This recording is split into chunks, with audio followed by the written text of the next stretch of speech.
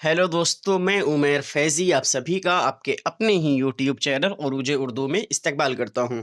दोस्तों, जैसा कि आप सभी लोगों को पता है कि हम लोगों ने यूजीसी नेट जेआरएफ के लिए एक न्यू बैच स्टार्ट किया है, जिसमें theory wise complete net JRF की तैयारी आपको उर्दू की कराई जा रही है। इसका आज ये क्लास 5th है, यानी 5वां दिन है आज। आज की इस क्लास में हम लोग उर्दू पर मुख्तलिफ नज़रियात देखेंगे, यानी उर्दू की इब्तिदा के बारे में जो भी नज़रियात माहिरीन लिसानियत ने पेश किए हैं उसको देखेंगे, और फिर उनकी जो किताबें हैं उनको देखने वाले हैं हम लोग। तो आज की क्लास का टॉपिक उर्दू पर मुख्तलिफ नज़रियात होगा और फिर मुहक्किकीन की किताबें देखने वाले हैं। जो दोस्त नए आए हुए हैं उनसे गुजारिश है कि वो चैनल को सब्सक्राइब कर लें, और अगर उनको नहीं पता है कि नोट्स कहाँ मिल रही है तो नोट्स के लिए 8604609069 आपको इस नंबर पर मैसेज करना होगा। व्हाट्सएप पर आपको नोट्स प्रोवाइड करा दी जाएगी। नोट्स के लिए कुछ पेमेंट रखी गई है, यानी 99 रुपया रखी गई है। ये आपको 99 रुपया पे करना होगा और फिर आपको एक ग्रुप में ज्वाइन कर दिया जाएगा। उसी में सारी नोट्स दे दी जा रही है। अगर आप अभी ज्वाइन हो रहे हैं तो पिछले क्लास में जितनी भी नोट्स बनी हुई हैं, जितने भी क्लास हुए हैं, सबकी नोट्स दे दी जाएगी और ग्रुप में ज्वाइन कर दिया जाएगा। और ये 99 रुपया आपको कब तक चलेगा? आपका 6 से 7 महीना, जब तक जून जुलाई वाला जेआरएफ हो नहीं जाता, तब तक ये क्लास मुसलसल लगातार चलेंगी और मुसलसल आपको नोट्स प्रोवाइड कर दी जाएंगी, सिर्फ और सिर्फ 99 रुपये में। अगर 99 रुपया पे नहीं करना चाहते हैं आप, तो आपको यूट्यूब पर ही सभी क्लासेस फ्री मिलेंगी, आप वहाँ से देख सकते हैं। तो नोट्स अगर नहीं लेंगे तो कोई ज़रूरत भी आपको नहीं पड़ेगी। तो चलिए हम लोग क्लास को शुरू करते हैं। आज देखने वाले हैं उर्दू की इब्तिदा के मुख्तलिफ नज़रियात। तो सबसे पहले है निसाब में हमारे क्या दिया गया है, उसको देख लेते हैं कि हमारे निसाब में किस किस के नज़रियात को दिया गया है। तो मोहम्मद हुसैन आज़ाद का पहले नंबर पर दिया गया है, महमूद शिरानी का दिया गया है, नसीरुद्दीन का दिया गया है, मसऊद हुसैन खान का दिया गया है, सैयद सुलेमान नदवी का दिया गया है और शौकत सब्ज़वारी का दिया गया है। इन लोगों का नज़रिया हम लोगों को पढ़ना है। उसके अलावा भी कई लोगों के नज़रिए हैं, उसको भी कभी कभी पूछ लिया गया है। आप प्रीवियस ईयर उठा कर देखेंगे तो उनके भी नज़रियात को हम लोगों को पढ़ना है। तो सबसे पहले हम लोग मोहम्मद हुसैन आज़ाद को देखने वाले हैं। तो मोहम्मद हुसैन आज़ाद ने उर्दू की इब्तिदा, यानी उर्दू की इब्तदाई सरचश्मा ब्रज भाषा को करार देते हुए आब हयात की आगाज़ में लिखा है, यानी आब हयात के शुरुआत में इन्होंने लिखा है। क्या लिखा है कि इतनी बात हर शख्स जानता है कि हमारी ज़बान, हमारी उर्दू ज़बान ब्रज भाषा से निकली है और ब्रज भाषा ख़ास हिंदुस्तानी ज़बान है। यानी इन्होंने आब हयात की शुरुआत में ये कहा है कि जो हमारी उर्दू ज़बान है वो ब्रज भाषा से निकली हुई है। इतनी बात तो सभी जानते हैं। ये किसका ख्याल है? तो ये मोहम्मद हुसैन आज़ाद का ख्याल है। ठीक है। मोहम्मद हुसैन आज़ाद के मुताबिक उर्दू शाहजहाँ के अहद में तकमील को पहुँची है। शाहजहाँ के अहद में उर्दू तकमील को पहुँची है। इन्हीं के मोहम्मद हुसैन आज़ाद की सोच के साथ वाले लोग जो थे, उनका नाम था मीर अम्मन, सर सैयद, इमाम बख्श, सैयद शमसुल्लाह कादरी, रुडोल्फ हेयोर्नले, है ना। ये लोग क्या थे? ये इनकी सोच के थे। यानी इनकी सोच का मतलब ये है, इनका भी मानना था कि उर्दू ब्रज भाषा से निकली हुई है। तो मोहम्मद हुसैन आज़ाद हो गए, मीर अम्मन हो गए, सर सैयद अहमद खां हो गए, इमाम बख्श हो गए, सैयद शमसुल्लाह कादरी हो गए, रुडोल्फ हेयोर्नले हो गए।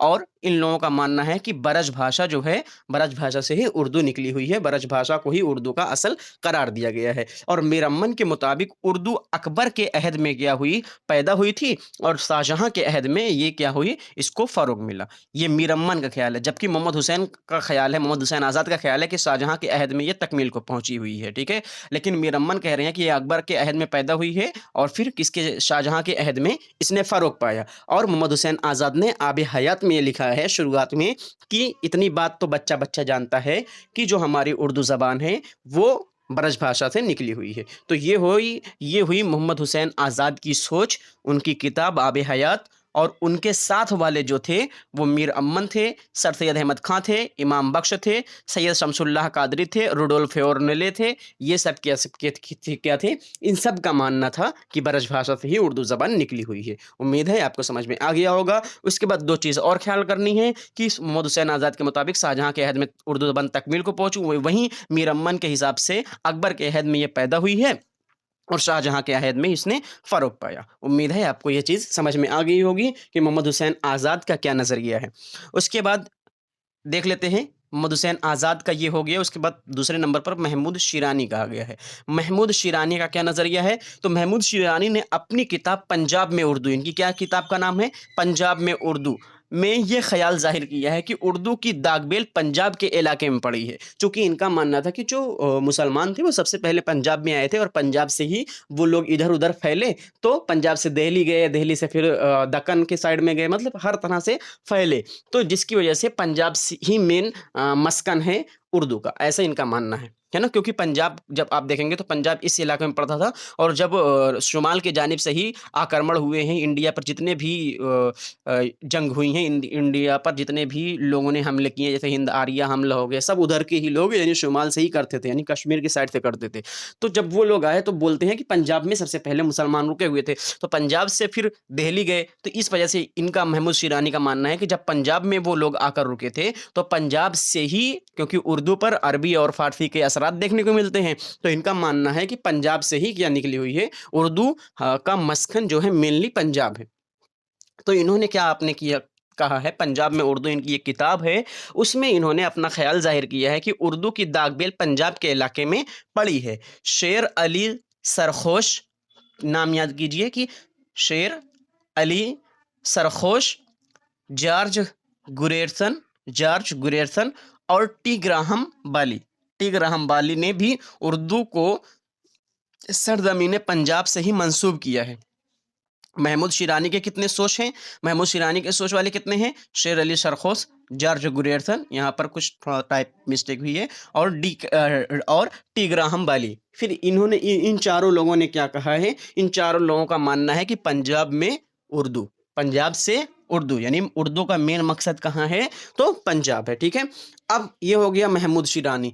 मोहम्मद हुसैन आज़ाद का हमने क्या देखा कि मोहम्मद हुसैन आज़ाद के अकॉर्डिंग जो उर्दू पैदा हुई है वो ब्रज भाषा से पैदा हुई है, और मोहम्मद हुसैन आज़ाद के साथ वाले जो थे वो मीर अमन थे, सर सैयद थे, इमाम बख्श थे, और रुडोल्फ वोल्फ थे, और रुडोल्फ हेयरनिले थे, और एक थे सैयद सैयद शमसुल्लाह कादरी, है ना? तो ये सब क्या थे? ये सब मोहम्मद हुसैन आज़ाद की सोच वाले थे।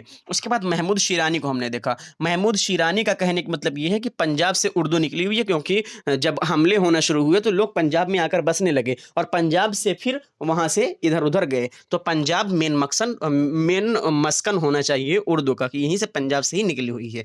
तो हमने मोहम्मद हुसैन आज़ाद के ख़यालात देख लिए, महमूद शिरानी के ख़यालात देख लिए। इनसे मोहम्मद हुसैन आज़ाद के और ख़यालात के जो लोग थे उनको देख लिए, यानी मोहम्मद हुसैन के ख़यालात के जो लोग थे उनको देख लिए, और महमूद शिरानी के ख़यालात के जो लोग थे उनको देख लिए। अब आ जाते हैं हम लोग नसीरुद्दीन। नसीरुद्दीन नसीरुद्दीन हाशमी इनका नाम है, और इनके ख़यालात पे आ जाते हैं। तो नसीरुद्दीन का मानना ये है कि उर्दू दक्कन में पैदा हुई है। उर्दू कहाँ पैदा हुई है? दक्कन में पैदा हुई है। इनका नसीरुद्दीन हाशमी का मानना है कि उर्दू जो पैदा हुई है वो दक्कन में पैदा हुई है। उसके बाद है मसूद हुसैन खान। मसूद हुसैन खान एक ऐसे इंसान हैं जिन्होंने जो एग्जाम्पल दिया है ना, जो जो एक्सप्लेनेशन दी है ना उर्दू को लेकर कि उर्दू किस तरीके से और कहाँ से पैदा हुई है, ये काबिल कबूल ज़्यादा मानी जाती है। मसूद हुसैन खान वाली ज़्यादा काबिल कबूल मानी जाती है। तो हमने क्या देखा कि मोहम्मद हुसैन आज़ाद ब्रजभाषा, महमूद शिरानी पंजाब में, नसीरुद्दीन दक्कन में। अब मसूद हुसैन खान क्या बोलते हैं? मसूद हुसैन खान का मतलब ये है ना कि मसूद हुसैन खान ने सरज़मीन दिल्ली और उसके गिरदो नवाह को उर्दू की जाए पैदाइश करार दिया है। यानी इन्होंने क्या कहा है? इन्होंने कहा है कि जो दिल्ली है ना, क्योंकि दिल्ली जो जो भी हमले होते थे हिंदुस्तान पर, वो लोग दिल्ली को ज़्यादा वो करते थे, दिल्ली क्योंकि कैपिटल था, दिल्ली पर सोच लेते थे कि हमारा कब्जा हो जाएगा तो फिर पूरे इंडिया पर कब्जा हो जाएगा। तो इस वजह से दिल्ली ही हर लोग आते थे, क्योंकि उर्दू जो बनी हुई है वो उर्दू कई एक बोली से तो मिलकर बनी नहीं हुई है, क्योंकि बाहर के लोग भी आए थे, यहाँ पर द्राविड़ी थे, और कई ज़बान मिलकर ये उर्दू बनी हुई है ना? हर ज़बान से इसका ताल्लुक है। तो मसूद हुसैन खान का मानना ये था कि मसूद हुसैन खान ने सरज़मीन दिल्ली और उसके गिरद नवाह को उर्दू की जाए पैदाइश करार दिया है। इन्होंने ये लिखा है कि नवाहे दिल्ली की बोलियां उर्दू का असल मनबा हैं, है ना? असल मनबा है, और मनबा यानी जैसे फुहारा निकलता है, जैसे पैदाइश कह सकते हो यहाँ पर, है ना? तो और हज़रत दिल्ली इसके लिए हकीकी मौलिदो मंशा है। मसूद हुसैन खान के मुताबिक उर्दू खड़ी बोली और हरियाणवी की आमोदिश से बनी हुई है। अब इनका क्या कहना था, देखो इनका कहना था ये कि एक है दिल्ली, दिल्ली में जो लोग थे और उसके आसपास जो लोग थे, खड़ी बोली बोली जाती थी, हरियाणवी बोली जाती थी, इन सभी बोलियों से मिलकर हमारी उर्दू बनी हुई है। क्योंकि ज़्यादा लोग दिल्ली में बोलते थे खड़ी बोली और दिल्ली के आसपास इलाके में हरियाणवी बोली जाती थी, और जो लोग नए आते थे जिन पर अरबी और फारसी के असरात देखने को मिलते हैं, वो लोग भी आकर दिल्ली में ही बसते थे, जिसकी वजह से ये माना जा सकता है कि दिल्ली के गिरदो नवाह और दिल्ली से उर्दू ज़बान निकली हुई है। तो इनका जो नज़रिया है, इनका नज़रिया काबिल कबूल माना जाता है, मतलब इनके नज़रिए को अहमियत दी जाती है, मसूद हुसैन खान के नज़रिए को अहमियत दी जाती है। तो उम्मीद है आपको समझ में आ गया होगा कि हमने क्या किसको किसको देख लिया है। तो हमने देखा है सबसे पहले नंबर पर मोहम्मद हुसैन आज़ाद को ब्रज भाषा से इन्होंने कहा है, महमूद शिरानी को देखा है जो कि पंजाब बताते हैं, नसीरुद्दीन को देखा है जो कि दक्कन बताते हैं, मसूद हुसैन खान को देखा है जो कि दिल्ली और उसके गिरदो नवाह को बताते हैं। अब सैयद सुलेमान नदवी को देख लेते हैं, सैयद सुलेमान नदवी को देख लेते हैं। सैयद सुलेमान नदवी के नक़ूश सुलेमानी एक इनकी किताब है, नक़ूश सुलेमानी इनकी किताब है, उसमें इन्होंने अपना बयान बताया है सैयद सुलेमान नदवी ने। ठीक है, यहाँ पर बड़ी शीन रहना चाहिए था, 3 नुक्ता। नक़ूशे सुलेमानी में इन्होंने बताया है, क्या बताया है कि मुसलमान सबसे पहले सिंध में पहुँचे हैं। मुसलमान सबसे पहले कहाँ पहुँचे हैं? सिंध में पहुँचे हैं। इसलिए ये कयास ये लगाया जा सकता है कि जिसको हम आज उर्दू कहते हैं, उसका हवेली उस वादी सिंध में तैयार हुई है। यानी इन्होंने कहा है कि मुसलमान सबसे पहले कहाँ पहुँचे थे? सबसे पहले सिंध में पहुँचे थे, और हम लोग ये कयास लगा सकते हैं कि जो उर्दू की हवेली तैयार हुई है वो सिंध में तैयार हुई है। सिंध वही पंजाब के आसपास के इलाका, पहला पूरा सिंध कहलाता था, है ना। तो क्या बातें कही जा रही हैं कि मुसलमान पहले सिंध में आ पहुंचे थे, इस वजह से सिंध में इसकी हवेली तैयार हुई है। सैयद सुलेमान नदवी ने उर्दू ज़बान की आगाज़ का सेहरा सिंध के सर बांधा है। यानी सैयद सुलेमान नदवी का कहना है कि जो उर्दू की आगाज़ हुई है वो सिंध से हुई है। उम्मीद है आपको समझ में आ गया होगा, है ना। तो हमने क्या देखा कि मोहम्मद हुसैन आज़ाद ब्रज भाषा, महमूद शिरानी पंजाब, नसीरुद्दीन दक्कन, मसूद हुसैन खान दिल्ली के गिरदो नवाह, और सैयद सुलेमान नदवी सिंध। ठीक है, अब शौकत सब्जवारी एक बज गए हैं, इनको देख लेते हैं। शौकत शौकत सब्जवारी का कहना है कि दो आबे गंगो जमन और हरियाणा को उर्दू का मस्कन इन्होंने करार दिया है। शौकत सब्जवारी क्या कहना है? दो आबे गंगो जमन, वो मथुरा वाला जो इलाका है ना, उसका बालाई दो आब जिसको बोलते हैं, और हरियाणा को भी इन्होंने मस्कन करार दिया है। शौकत सब्जवारी ने दो आबा गंगो जमन और हरियाणा को भी इन्होंने उर्दू का मस्कन करार दिया है। ठीक है, तो ये हमने आज क्या देखा। अभी और क्लास और है, अभी इसको सिर्फ दोहरा लेते हैं कि मोहम्मद हुसैन आज़ाद कहाँ थे? ब्रज भाषा। इनके साथ साथ कौन थे? तो इनके साथ साथ वालों का नाम था मीर अमन, सर सैयद अहमद खां और इमाम बख्श, सैयद शमसुल्लाह कादरी और रोडोल्फ हेयरनेले, है ना, ये थे। उसके बाद महमूद शिरानी के साथ साथ मतलब इनके सोच वाले कौन थे? तो महमूद शिरानी के सोच वाले शेर अली सरखोश थे, और जॉर्ज महमूद शिरानी, हाँ, जॉर्ज गुरेरसन थे, और टी ग्राहम बाली थे। ये महमूद शिरानी के सोच वाले थे। ठीक है, और फिर मसूद हुसैन खान की जो सोच वाले थे, उनका मसूद हुसैन खान ये अपने आप में अलग थे, और फिर सैयद सुलेमान नसीरुद्दीन जो थे वो दक्कन में थे, मसूद हुसैन खान दिल्ली, और सैयद सुलेमान नदवी ने सिंध बताया है, और शौकत सब्जवारी ने क्या बताया है? हरियाणा और उसके दोआबा गंगो जमन को इन्होंने बताया है। ये हो गया हमारा जो मुख्तलिफ नज़रियात हैं उनको देख लिए जो आपके सिलेबस में दिया गया है। अब एक बार ऐसे दोहरा लेते हैं कि ब्रज भाषा मोहम्मद हुसैन आज़ाद, मीर अमन, सर सैयद, इमाम बख्श, सैयद शमसुल्लाह कादरी और रुडोल्फो हेयरनेले, है ना। और उसके बाद पंजाब में महमूद शिरानी, शेर अली सरखोश, जॉर्ज गुरेरसन, टी ग्राहम बाली। अब ये क्या हो गए? ये ब्रज भाषा के इतने लोग मानने वाले हैं, पंजाब में इतने लोग मानने वाले हैं। उसके बाद उड़ीसा, डॉक्टर सोहेल बुखारी के अकॉर्डिंग क्या है कि जो उर्दू की पैदाइश हुई है वो उड़ीसा से हुई है। ठीक है, उसके बाद दो आबा गंगो जमन शौकत सब्जवारी ने हमने देख लिया है। सिंध सैयद सुलेमान नदवी ने, हरियाणवी से मोहियुद्दीन कादरी और ज़ोले बलूक, ठीक है। मुहियुद्दीन कादरी का मानना ये है कि सिंध हरियाणवी से निकली हुई है, और ज़ोल बलूग का भी मानना ये है कि वो क्या हुई है, उसकी इब्तिदा हरियाणवी से ही हुई है। उसके बाद मगधी से अख्तर औरैनवी का मानना है कि मगधी से उर्दू निकली हुई है। खड़ी बोली से डॉक्टर ज्ञानचंद जैन का मानना ये है कि खड़ी बोली से निकली हुई है। अरबी, फ़ारसी, तुर्की और बरज भाषा पर मुश्तमिल है, ऐसा मानना किनका है? इंशाउल्लाह खान इंशा का। इंशाउल्लाह खान इंशा का क्या मानना है कि जो उर्दू है वो वो क्या है? उर्दू, अरबी, फ़ारसी, तुर्की और बरज भाषा पर मुश्तमिल करार दिया है इन्होंने, इंशाउल्लाह खान इंशा ने। ये हो गए हमारे मुख्तलिफ नज़रियात, ठीक है? इसको आपको याद करना बेहद ज़रूरी है। अब लिसानियात के मुतालिक मुख्तलिफ आरा और ख़यालात देख लेते हैं, यानी अब लिसानियात पर क्या-क्या ख़यालात हैं। ये तो हमने उर्दू पर देख लिया, अब कंप्लीट लिसानियात पर देखने वाले हैं कि क्या-क्या ख़यालात हैं। तो सुनीति कुमार चटर्जी का पहला ख़यालात ये है कि अगर मुसलमान हिंदुस्तान में ना आते, तब भी जदीद हिंद आरियाई ज़बानों की पैदाइश हो जाती, लेकिन उनकी अदबी आगाज़ और इर्तिका में ज़रूर ताख़ीर हो जाती, यानी देर हो जाती। तो इनका क्या मानना है कि जो मुसलमान आए हैं, अगर मुसलमान हिंदुस्तान में ना आते, तब भी जदीद हिंद आरियाई ज़बानों की पैदाइश हो जाती, यानी नई ज़बान फिर भी बनती, लेकिन थोड़ा-सा देर लगती, ठीक है? तो सुनीति कुमार चटर्जी का ये कहना है। उसके बाद क्या है कि दूसरे नंबर पर मसूद हुसैन खान हैं। मसूद हुसैन खान के मुताबिक मसूद हुसैन खान के मुताबिक क्या बातें की जा रही हैं कि हिंदुस्तान की जदीद ज़बानों की पैदाइश प्राकृतों से नहीं बल्कि अपभ्रंशों से हुई है। मसूद हुसैन खान ने क्या कहा है कि मसूद हुसैन खान के मुताबिक हिंदुस्तान की जदीद ज़बानों की पैदाइश प्राकृतों से नहीं बल्कि अपभ्रंशों से हुई है, ठीक है? मसूद हुसैन खान का मतलब अपभ्रंश, ठीक है?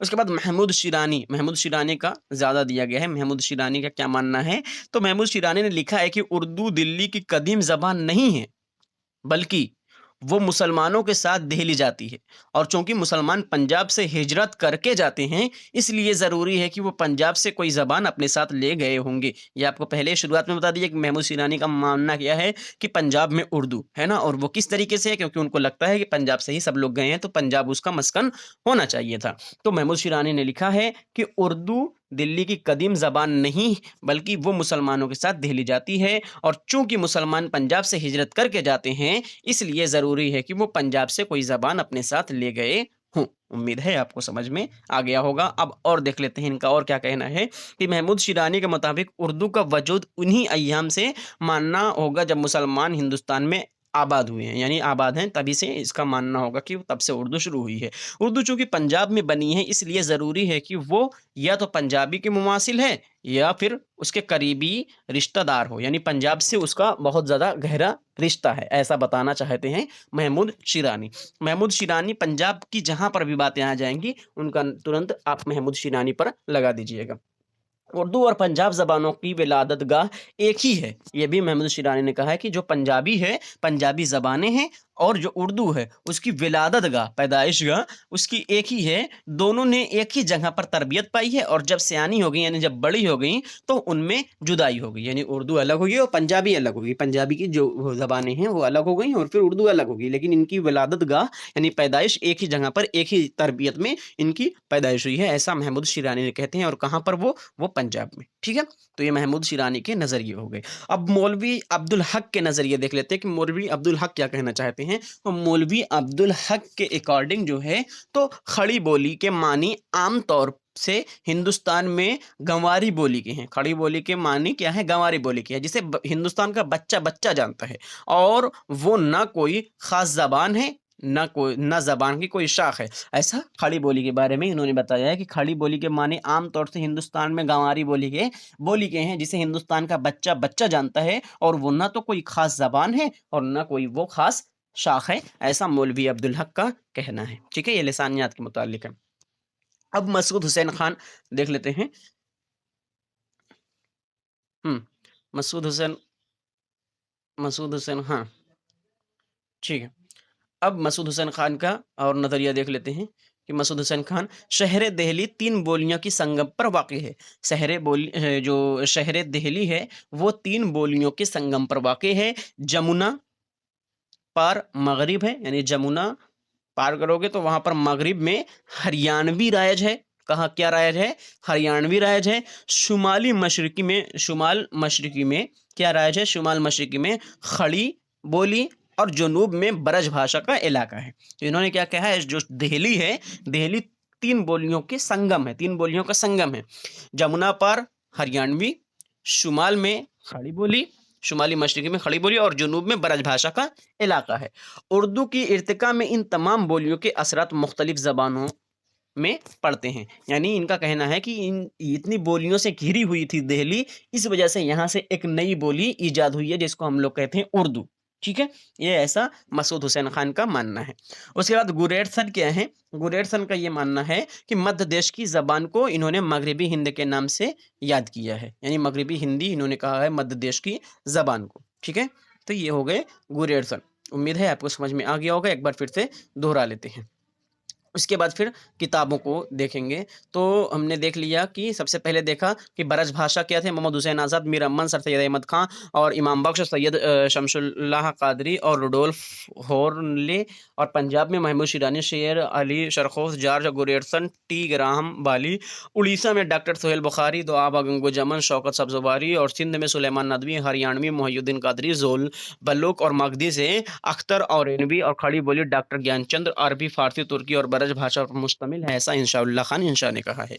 उसके बाद मुख्तलिफ नज़रियात देख लेते हैं लिसानियत पे। तो सुनेती कुमार चटर्जी ने कहा है कि अगर मुसलमान हिंदुस्तान में नहीं आते तब भी जदीद ज़बानें पैदा होती, लेकिन थोड़ा सा ताख़ीर हो जाती पैदा होने में। मसूद हुसैन खान का कहना है ये है कि जो हिंदुस्तान की जदीद ज़बानों की पैदाइश प्राकृतों से नहीं बल्कि अपभ्रंशों से हुई है। और वहीं पर इनका एक चीज़ और ये कहना है कि जो दिल्ली है, दिल्ली के जमुना पार मगरिब में हरियाणवी बोली बोली जाती है, वहीं पर शुमाली मशरक़ में खड़ी बोली और जुनूब में ब्रज भाषा बोली जाती है, जिसके संगम होता है दिल्ली में। और इस वजह से यहाँ से एक नई ज़बान पैदा हुई है, ऐसा मसूद हुसैन खान का मानना है और यही ज़्यादा काबिल कबूल माना जाता है। महमूद शिरानी का मतलब ये है कि पंजाब, महमूद शिरानी ने हर चीज़ पंजाब में कहा है और इन्होंने पंजाबी को लेकर कहा है कि मुसलमान जो थे वो पंजाब से हिजरत करके जाते थे, इस वजह से यहाँ से पंजाब से ही उर्दू पैदा हुई है। और उर्दू और पंजाबी दोनों ज़बानों की विलादतगाह एक ही है, दोनों ने एक ही साथ परवरिश पाई है, लेकिन जब बड़े हो गए तो वो लोग अलग अलग हो गए, ऐसा महमूद शिरानी ने कहा है। मौलवी अब्दुल हक का कहना यह है कि खड़ी बोली के मानी आम बोली, आम तौर से हिंदुस्तान में गंवारी बोली के हैं, जिसे हिंदुस्तान का बच्चा बच्चा जानता है और इसकी कोई खास ज़बान नहीं है और ना तो इसकी कोई शाखें हैं।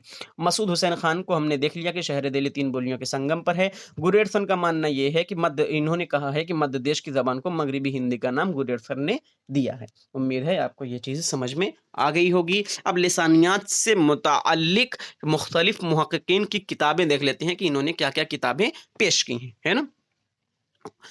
सबसे पहले नंबर पर है गुरेरसन ने लिसानियाती जायज़ा हिंद, लिसानियाती जायज़ा हिंद इन्होंने गुरेरसन ने लिखा है। ठीक है, उसके बाद महमूद शिरानी में आपका नाम जान ही रहे हैं, पंजाब में उर्दू। उसके बाद सुनेती कुमार चटर्जी ने 2 किताब लिखी है, बंगाली ज़बान की इब्तिदा और इर्तिका और हिंद आरियाई और हिंदी। इन्होंने 2 किताबें लिखी हुई हैं कि बंगाली ज़बान की इब्तिदा और इर्तिका और हिंद आरियाई और हिंदी। उसके बाद मुहिउद्दीन कादरी ज़ोर का नाम आ रहा है कि हिंदुस्तानी लिसानियात,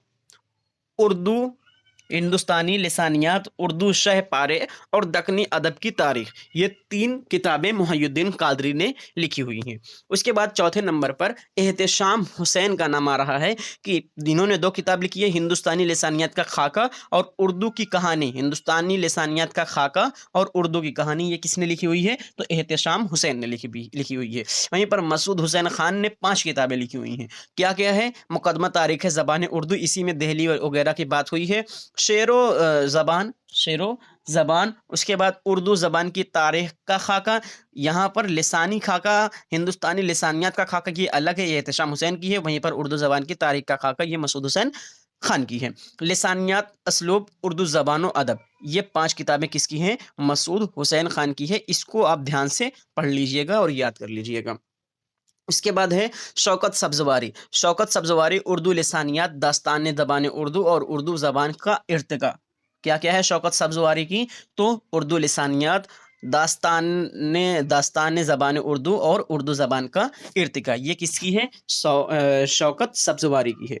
उसके बाद आते हैं गोपी चंद नारंग, उर्दू ज़बान और लिसानियात पहले नंबर पर है, और उर्दू के तालीम की लिसानी पहलू और इमला नामा, इमला नामा एक अलग चीज़ है और उर्दू का इमला एक अलग है, ठीक है? तो उर्दू का इमला रशीद हसन खान ने लिखा है, तो इमला नामा ये गोपी चंद नारंग ने लिखा है। पहले नंबर पर इनकी किताब है उर्दू ज़बान और लिसानियात, उर्दू की तालीम के लिसानी पहलू और फिर इमला नामा है। तो ये किसने लिखा हुआ है? तो गोपी चंद नारंग ने लिखा हुआ है। उसके बाद है मिर्ज़ा खलील अहमद बेग, मिर्ज़ा खलील अहमद बेग, इन्होंने 5 किताबें लिखी हुई हैं। कौन-कौन सी? उर्दू ज़बान की तारीख़, उर्दू के लिसानी तश्कील, लिसानी तनाज़ुर, लिसानी मसाइल व मुबाहिस और ज़बान, असलूब और असलूबियात। तो ये क्या है? मिर्ज़ा खलील अहमद की किताबें हैं। उसके बाद है ज्ञानचंद जैन की, पहले नंबर पर है आम लिसानियात हैं, लिसानी मताले हैं, ठीक है? ज्ञानचंद जैन की 2 किताबें हैं, आम लिसानियात और लिसानी मताले। ये सब पीडीएफ आपको ग्रुप में मिल जाएगी। ग्रुप पर आपको सिर्फ़ और सिर्फ़ 99 रुपया पे करके ग्रुप में जॉइन होना है और वहाँ पर सभी पीडीएफ आपको बिल्कुल आसानी से मिल जाएगी। जितनी भी क्लासेस होंगी वहीं पर ग्रुप में सब पीडीएफ भेज दी जाएगी, और 99 रुपया कोई बहुत बड़ी बात नहीं है, क्योंकि ये क्लासेस लगातार 6 महीने चलने वाली हैं। तो 6 महीने में आपको मेहनत करने की ज़रूरत नहीं पड़ेगी, यानी आपको नोट्स अपने से बनाने की ज़रूरत नहीं पड़ेगी, वही नोट्स मिलेगी, आप वहीं से पढ़ सकते हैं। तो ज्ञानचंद्र की जैन की हमने क्या देखा कि 2 किताबें हैं, आम लिसानियात है और लिसानी मतवाले हैं। उसके बाद रशीद हसन खान का है, पहला उर्दू इमला और ज़बान व कवायद। उर्दू इमला और इमला नामा में कन्फ्यूज़ मत होइएगा, इमला नामा गोपी चंद नारंग की है और उर्दू इमला रशीद हसन खान की है। इमला नामा देख लेते हैं, तो गोपी चंद नारंग की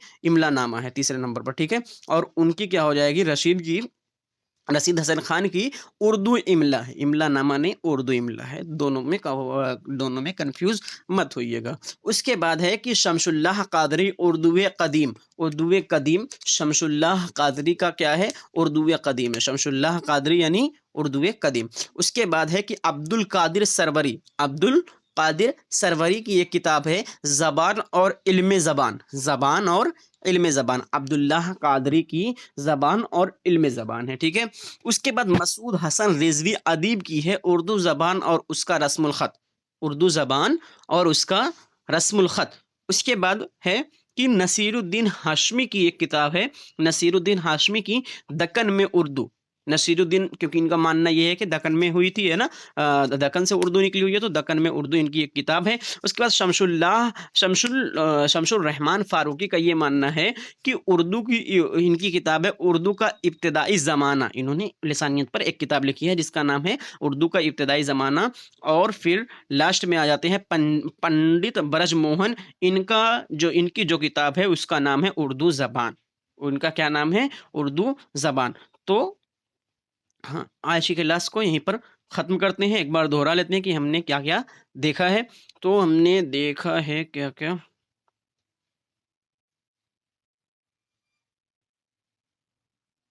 हुँ। तो उर्दू की इब्तिदा के मुख्तलिफ नज़रियात आज की टॉपिक थी। मोहम्मद हुसैन आज़ाद को देखा, महमूद शिरानी को देखा, महमूद हुसैन आज़ाद का मतलब क्या है? महमूद हुसैन आज़ाद का ब्रजभाषा, महमूद शिरानी पंजाब, नसीरुद्दीन दक्कन, मसूद हुसैन खान दिल्ली, सुलेमान नदवी सिंध और शौकत सब्ज़वारी यानी हमारा हरियाणा और दोआबे गंगो जमन, ठीक है? उसके बाद हमने ये देख लिया कि इतने लोग थे, मीर अमन थे, सर सैयद थे, इमाम बख्श थे, सैयद शमसुल्लाह कादरी और रुडोल्फ हॉर्नले। ये लोग क्या थे? ये लोग, इन लोगों का भी मानना है कि ब्रज भाषा से उर्दू निकली हुई है। उसके बाद जो थे महमूद शिरानी का मानना है कि पंजाब से, और फिर महमूद शिरानी के साथ है शेर अली सरखोश थे, जॉर्ज ग्रेटसन और टी ग्राहम बेल थे। और फिर नसीरुद्दीन हाशमी का मानना ये है कि उर्दू दक्कन में पैदा हुई है और दक्कन में उर्दू इनकी किताब है।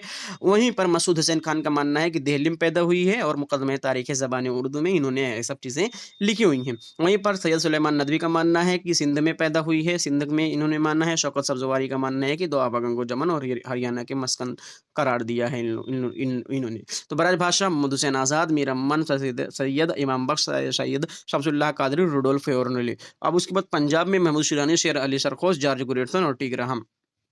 उसके बाद है उड़ीसा में डॉक्टर सोहेल बुखारी, सिंध में सुलेमान और मगधी से अख्तर और रेनवी और दोआबा गंगोजमन में शौकत सब्जवारी, हरियाणवी से मोहिउद्दीन कादरी और जोल ब्लोक और फिर खड़ी बोली से डॉक्टर ज्ञान चंद्र जैन। अरबी, फारसी, तुर्की और ब्रज भाषा पे उर्दू मुश्तमिल है, ऐसा मानना है इंशाउल्लाह खान इंशा का।